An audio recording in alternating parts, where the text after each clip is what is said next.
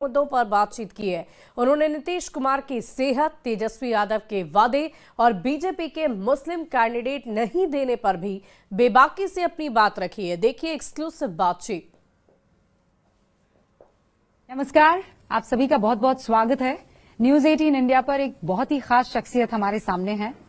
इस वक्त आप जानते हैं कि बिहार चुनाव के दौर से गुजर रहा है और ऐसे में चाहे वो महागठबंधन हो या फिर एनडीए, पूरी जोर आजमाइश हो रही है और ताकत लगाई जा रही है। इस वक्त हमारे साथ जितिन राम मांझी साहब हैं, जो कि सूक्ष्म, लघु एवं मध्यम उद्योग मंत्री भी हैं और एचएएम के संस्थापक भी हैं। पूर्व मुख्यमंत्री बिहार के रह चुके हैं। सर, बहुत बहुत स्वागत है आपका। धन्यवाद आपको इसके लिए। सर, कितना तैयारी है आपकी? देखिए, जो वास्तविक फाइटर होता है उसी तैयारी सभी दिन होता है। ओकेजन पर तैयारी जो करता है ना, वो फेल होता है। हम लोग वैसे खिलाड़ी हैं जो डे वन से हमारी तैयारी रहती है, इसलिए आज कोई विशेष तैयारी है सो बात नहीं है। बट हम लोग अन्य लोग जैसे जैसे काम करते हैं उसका काट के लिए हम लोग तैयारी कर रहे हैं। आपने दो लोगों का जिक्र किया और मैं दोनों से ही जुड़ा हुआ सवाल आपसे पूछना चाहती हूँ। जितिन जी, नीतीश बाबू के लिए कहा जाता है कि वो अस्थिर है, उनकी तबीयत खराब है। विपक्ष बार बार ये आरोप लगाता है और ये भी कहता है कि बीजेपी ने हाईजैक कर लिया है, ये चुनाव जीतेंगे लेकिन इनको मुख्यमंत्री नहीं बनाएंगे। आपको भी ऐसा लगता है? देखिए, जो नीतीश कुमार को उनके हेल्थ के बारे में कहते हैं, मैं समझता हूं जो कहता है उसी का हेल्थ खराब है। नीतीश कुमार का हेल्थ में कहीं कोई गड़बड़ी नहीं है। देख रहे हैं, मैं प्रधानमंत्री के साथ दर्जनों मीटिंग में उनके साथ रहा। उन्होंने भाषण पढ़ के दिया, इंटरव्यू दिया, रिपीटेडली कार्यों का निरीक्षण किया। तो वो यही तो कह रहे हैं, उनको लिख कर दे दिया जाता है, उनको बता दिया जाता है तो बोल देते हैं। कोई भी बहुत लोग पढ़ते हैं, बहुत लोग पढ़ के गए थे। नंदनी स्कूल ऑफ इकोनॉमिक्स में मैं भाषण देने गया था तो 5 पन्ने का मुझे थमाया गया था पत्र पढ़ने का, जबकि मैं नहीं पढ़ा था, अपने सो मोटो बोले थे। लेकिन ये तो बहुत से लोग लिख करके पढ़ते हैं, इसमें क्या दिक्कत की बात है? एकदम स्वस्थ हैं और वही मुख्यमंत्री होंगे, निश्चित होंगे। हमारा तो एकदम है कि हर कैलकुलेशन है कि वही मुख्यमंत्री होंगे। जिस बात पर आप अटल हैं, वैसे ही तेजस्वी कह रहे हैं मैं भी अपने वादे पर अटल हूं। वो कह रहे हैं 14 तारीख को मैं शपथ लूंगा, 14 नवंबर को आएगी, नतीजे आएंगे, 18 तारीख को वो शपथ लेंगे, 26 तारीख से वो सारे के सारे क्रिमिनल्स को जेल में डालना शुरू करेंगे और ये सिलसिला चलेगा 26 नवंबर से 26 जनवरी तक। आपको ये गेम चेंजर आइडिया लग रहा है? ये हाइपोथेटिकल बात है। ये कहा जाता है दिवा स्वप्न। वो दिवा स्वप्न देख रहे हैं।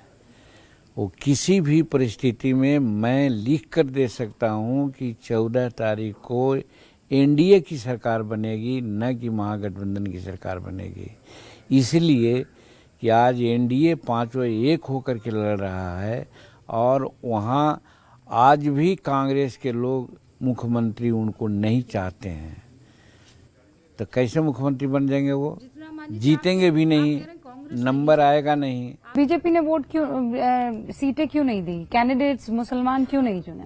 कैंडिडेट न दी हो उसका एक अलग कारण हो सकता है, लेकिन आपने अच्छी बात कह दी।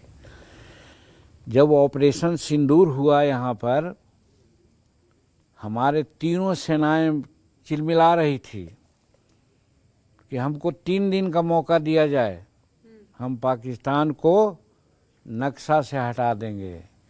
एक चीज़। दूसरी चीज़, हमारी मिसाइल कहाँ गिरी? हमारी मिसाइल गिरी आतंकवादियों के अड्डा पर।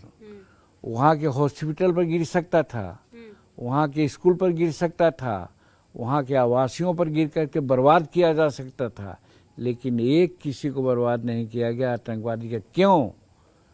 नरेंद्र मोदी जी के दिल में दर्द है कि वो भी हमारा आदमी है,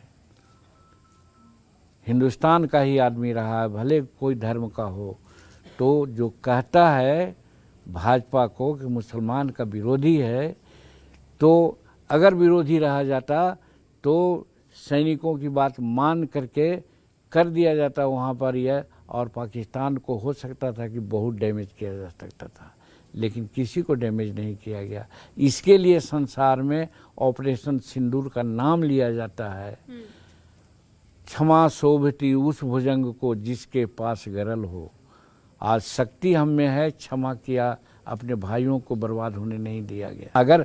अगर भाजपा के बारे में जो कंसेप्ट बनाया हुआ है लोग कि मुसलमान विरोधी है कि तब नहीं है भाजपा? नहीं है, एकदम नहीं है। वो मानवता का पुजारी हैं। पर ये ऐसे ऐसे जो बयान आते रहते हैं गिरिराज सिंह की तरफ से, मान लीजिए निरहुआ भी बोल रहे हैं, कुछ उधर के भी लोग बोलते हैं तो कुछ इधर के भी बोल देते हैं। तो हर वर्ग में, हर जगह में एक्सट्रीमिस्ट होते हैं। तो एक्सट्रीमिस्ट होते हैं, वो हमारा ऑर्डर नहीं होगा। वो ऑर्डर आप कह रहे हैं गिरिराज सिंह एक्सट्रीमिस्ट है? तो सोच के है ना, वो बोलते हैं। और कहीं कहीं बोलते हैं तो लॉजिकल लगता है कि पाकिस्तान में हमारे हिंदू थे 11%, आज हो गए 1%। कहीं लॉजिकल हिंदुस्तान में मुसलमान थे 7%, आज हो गए 18%। तो ये लॉजिक है।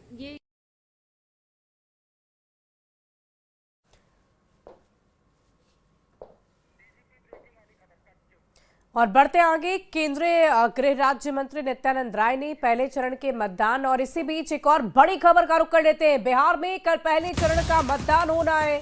बड़ी खबर